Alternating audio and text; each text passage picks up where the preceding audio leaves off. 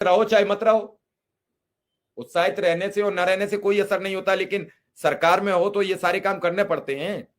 आप करो न करो, लेकिन सबको लेके चलना प्रदेश के मुखिया का काम होता है, प्रदेश के मुखिया के पद पर हैं। तो क्या आज तो मुख्यमंत्री प्रयागराज में थे, कुंभ मेले की तैयारी का जायजा लेने गए थे, प्रयागराज में थे माननीय मुख्यमंत्री जी। मंत्री जी ने यह स्वीकार किया कि इस बैठक में आप लोगों की चर्चा हुई मुख्यमंत्री से, इस पर भी कुछ बातचीत हुई? अभी आप बता रहे थे जो आप लोग के बारे में गया था। विक्रम सिंह, मेरा सवाल सुन पाया?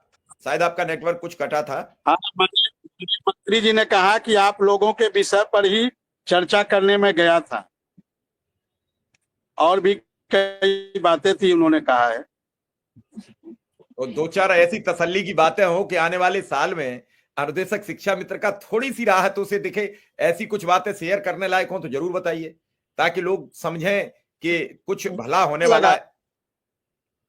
बहुत अच्छा लगा कि बेसिक शिक्षा मंत्री जी ने स्वयं इस बात को कहा कि हम महिला शिक्षा मित्रों और अनुदेशकों को सबसे पहले उनके घर भेज दे, ये हमारी प्राथमिकता है। इस बात को उन्होंने स्वयं कहा। नहीं, अब तक तो आप इन सब पर चर्चा करते थे तो कोई सुनता ही नहीं था। रिवर्ट की तो बात छोड़ दो, जब आप इस बात को उनसे कहते थे तो वो चुप हो जाते थे, बोलते नहीं थे, कोई भी मंत्री अधिकारी सब। लेकिन आज उन्होंने अपनी तरफ से कहा, इसका मतलब ये प्रक्रिया पूरी हो चुकी है। जी, तो ये क्या प्रक्रिया पूरी है। जो कुछ भी बचा होगा वो हो सकता है पूरा हो रहा हो, लेकिन जब अब बेसिक शिक्षा प्रमुख सचिव जब कह रहे हैं, मंत्री जी कह रहे हैं, तो अब इसमें कोई इफ बट नहीं होना चाहिए किसी को। और खास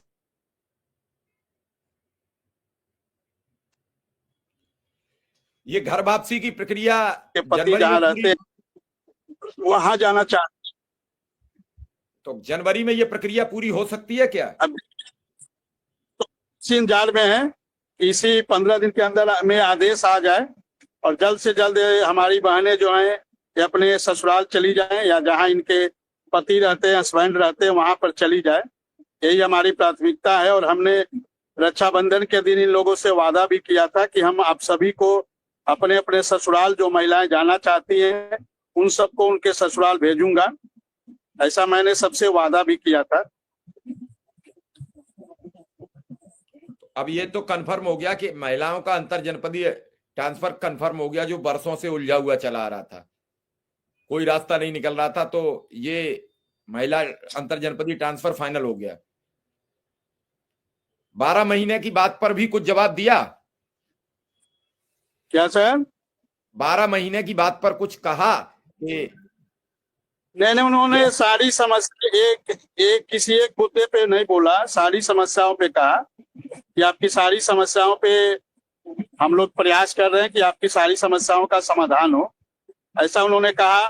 जब हमने मानदेय चलते चलते हमने मानदेय की बात की, सर हम लोग की मानदेय बढ़ने की घोषणा कब तक होगी, तो उन्होंने कहा जल्द से जल्द इसकी घोषणा होगी, ऐसा उन्होंने कहा है। अच्छा, देखिए कोई तारीख नहीं देता। पुरुष भी घर जाएंगे, जो कुछ पुरुष हैं मूल विद्यालय से इधर उधर हैं, प्राथमिक में शिक्षा मित्र, उन्हें भी वापसी का मौका मिलेगा?